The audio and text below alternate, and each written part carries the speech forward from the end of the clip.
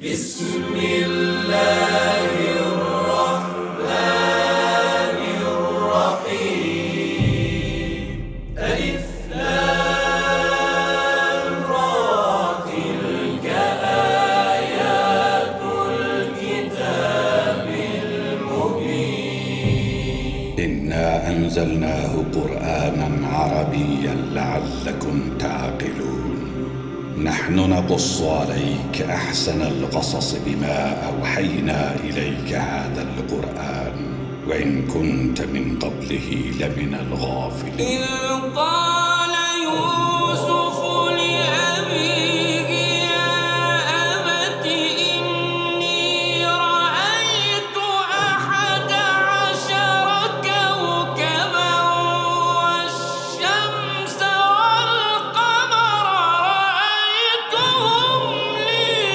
ساجدين আলিফ লাম র এগুলো হচ্ছে একটি সুস্পষ্ট গ্রন্থের আয়াত। নিঃসন্দেহে আমি একে আরবি কোরআন হিসেবে নাজিল করেছি যেন তোমরা তা অনুধাবন করতে পারো। হে নবী, আমি তোমাকে এ কোরআনের মাধ্যমে একটি সুন্দর কাহিনী শোনাতে যাচ্ছি যা আমি তোমার কাছে ওহী হিসেবে পাঠিয়েছি, অথচ তার আগ পর্যন্ত তুমি এ কাহিনী সম্পর্কে ছিলে সম্পূর্ণ বেখবর লোকদেরই একজন। এটা হচ্ছে সে সময়ের কথা যখন ইউসুফ তার পিতাকে বলল, হে আমার পিতা, আমি স্বপ্নে দেখেছি 11টা তারা, চাঁদ ও সূরজকে আমি এদের আমার প্রতি সাজদাবানত অবস্থায় দেখেছি। একথা শুনে তার পিতা বলল, হে আমার স্নেহের পুত্র, তুমি তোমার এই স্বপ্নের কথা কিন্তু তোমার ভাইদের কাছে বলে দিও না, তারা তোমার বিরুদ্ধে ষড়যন্ত্র আঁটতে শুরু করবে, কেননা শয়তান মানুষের খোলাখুলি দুশমন।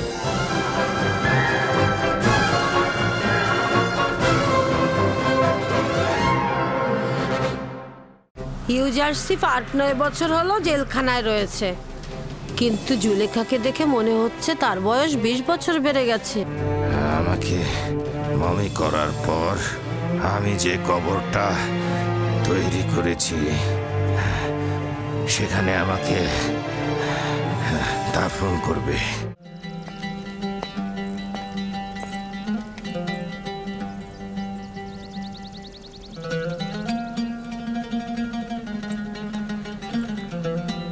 কাকে তাজিম করছো?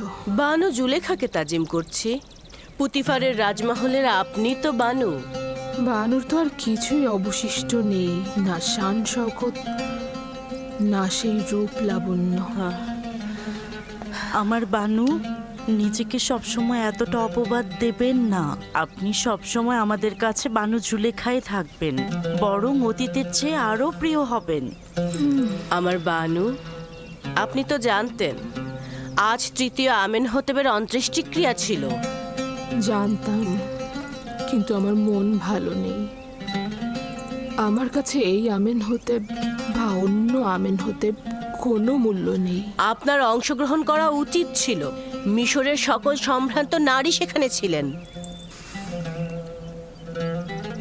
আমার মনে যে আহাজারি চলছে, অন্য কোনো আহাজারি নেয়ার ক্ষমতা নেই আমার।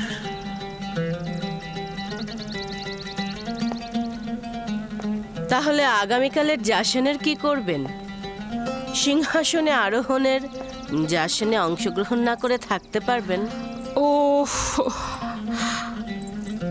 আগামীকাল জাসনে যেতে বাধ্য আমি, কিন্তু এই বার্ধক্য লুকানোর জন্য সাজসজ্জা অলংকারাদি কিভাবে সম্ভব? উফ, আমি পারবো না।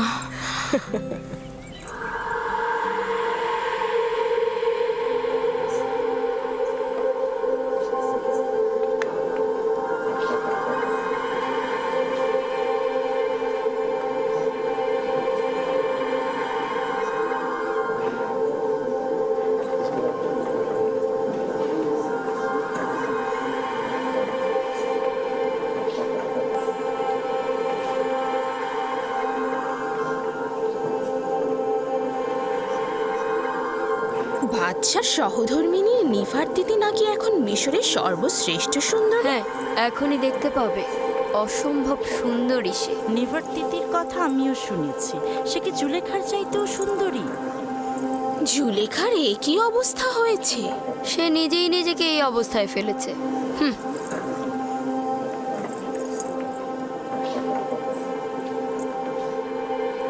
আমি শুনেছি যে চতুর্থ আমেনহোতেব নাকি আমাদের আমন খোদায় একেবারে বিশ্বাসী নয়। যদি বিশ্বাসী নাই হয় তবে কি করে অজ্ঞামোহর তার মাথায় মুকুট পরায়? এটা একটা আনুষ্ঠানিকতা, কোনো উপায় নেই। প্রাচীনকাল থেকেই প্রধান খাদেম আর আজিজে মিশর বাদশার মাথায় মুকুট পরিয়ে থাকেন। আমার বিশ্বাস যে চতুর্থ আমেনহোতেবের হুকুমতকালে মিশরে অনেক উন্নতি হবে। তার আমুন এবং ইবাদতখানার খাদেমদের প্রতি বিন্দুমাত্র বিশ্বাস নেই, আর সেটাই তার জন্য কাল হয়ে দাঁড়াবে।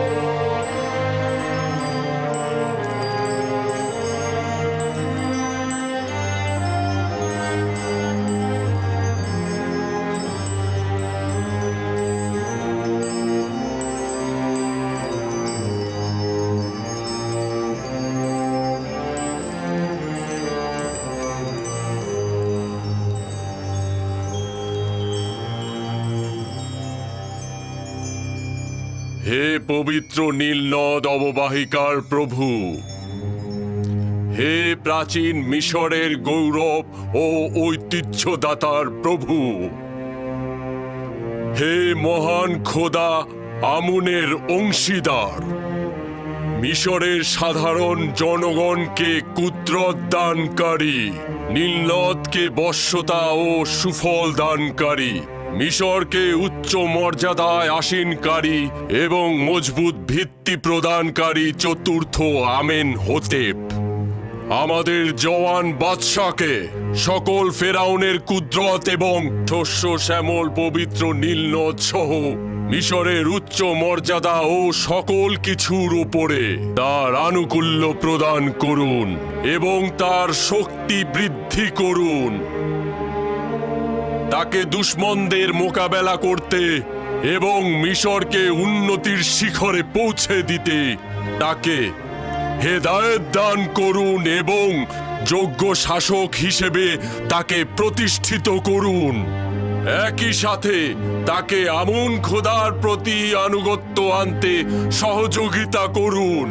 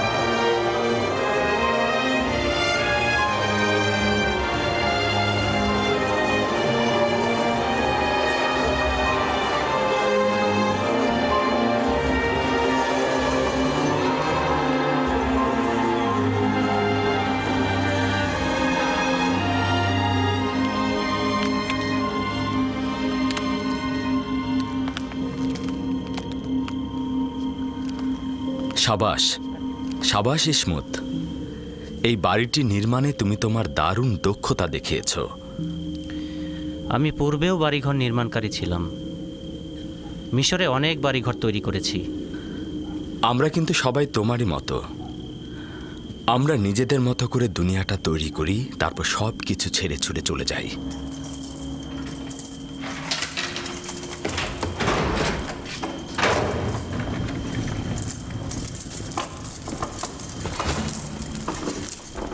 ইউজারশিপ, একটা গুরুত্বপূর্ণ খবর আছে।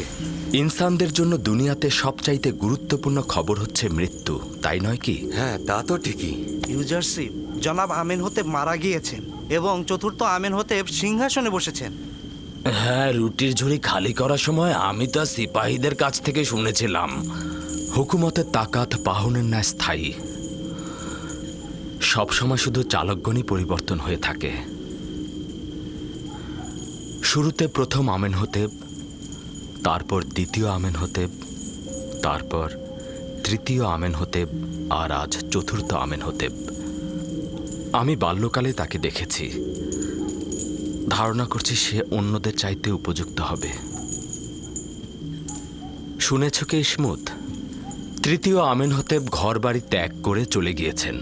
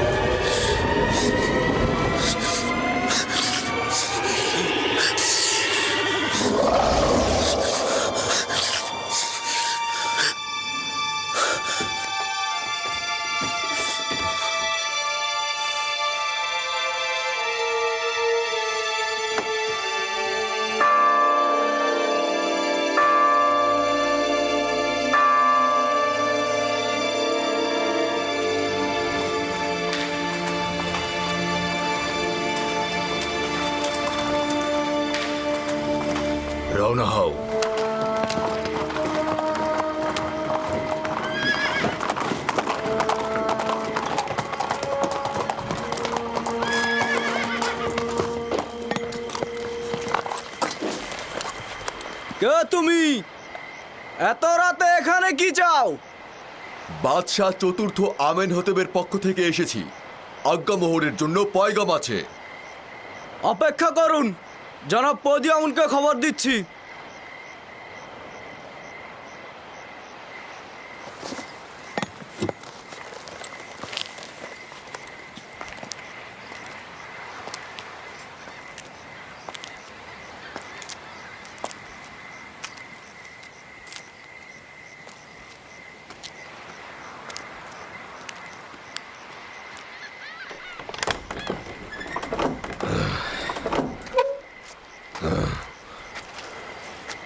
কি হয়েছে? এত রাতে এখানে কি চাও?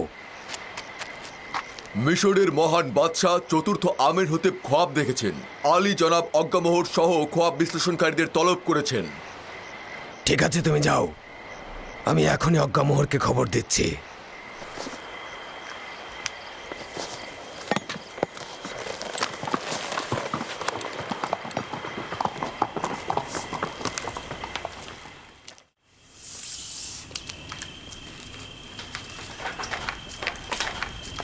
আলী জনাব, আমি না হয় গিয়ে হরেনহবকে বলবো আপনি বিমারির কারণে বাদশার রাজ দরবারে যেতে সক্ষম হচ্ছেন না। না না, পতিফার আজ পর্যন্ত নিজের প্রভুর ফরমান পালনে এক মুহূর্ত অজুহাত দেখায়নি। এখন কি করে দেখাবে? আর অসুস্থতা, এটা তো একটা নিছক বাহানা। বিষয়টা কি সেটাই বলো। জানি না, হরেনহব বলছিল গুরুত্বপূর্ণ তলব। দেখেছো অর্ধরাতে কিভাবে আমাদের ঘুম হারাম করে দিল।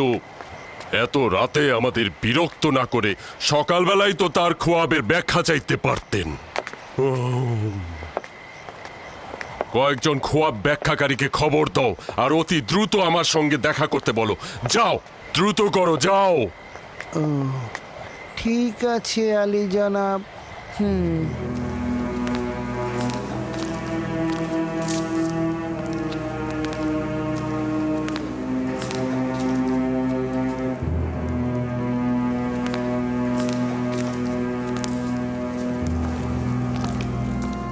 আলী জনাব পুতিফার এবং প্রধান খাদেম অজ্ঞামোহর প্রবেশের অনুমতি চাইছেন।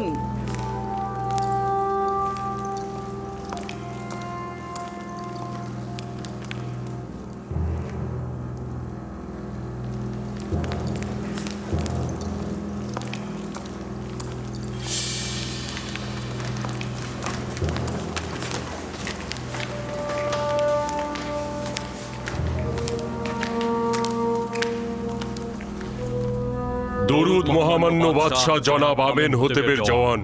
দরুদ আপনাদের উপরেও। মহামান্য বাদশাহ, আমি চিন্তিত ছিলাম। আপনার কি হয়েছে? আশা করছি যে অপ্রীতিকর কিছু ঘটেনি। আজীব খোয়াব দেখেছি আমি। সম্ভবত অপ্রীতিকর হতে পারে, আবার নাও পারে। আবার এমনটাও তো হতে পারে যে এটার কোনো ব্যাখ্যাই নেই। বাদশার খোয়াবের ব্যাখ্যা বরকত ও কল্যাণময়ী হবে। বিশ্লেষণকারীদেরকে খবর পাঠিয়েছি, তারা এক্ষুনি হাজির হবে। যাই হোক না কেন, আমাকে অস্থির করে তুলেছে।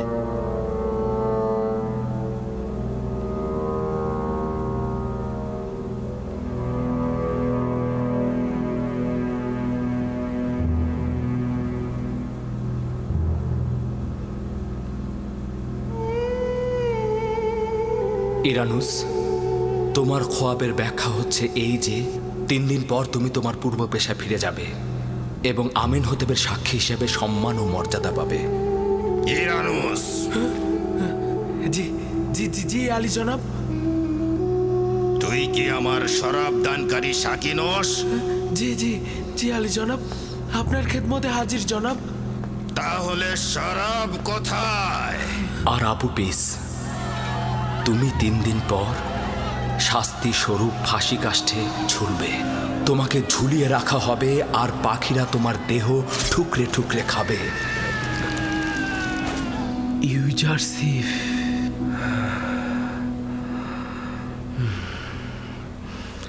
আমি এটাই ভুলে গিয়েছিলাম। 7টা বছর পার হয়ে গেছে। সম্মানিত বানু, আমার কাছে বাচ্চার এই খোয়াবের জন্য ভালো পথ রয়েছে বানু, যদি অনুমতি দান করেন। আমি দেখলাম 60টি মোটা তাজা গরু প্রবল ঘূর্ণিঝড়ের মধ্যে নীল নদের ভেতর থেকে উঠছে। তারা তীরে এসে ঘাস খেতে লাগলো। এরপর নীল নদ শুকিয়ে গেল এবং তার ভেতর থেকে শুকনো সার বের হয়ে এলো এবং মোটা সারটিকে গিলে ফেললো।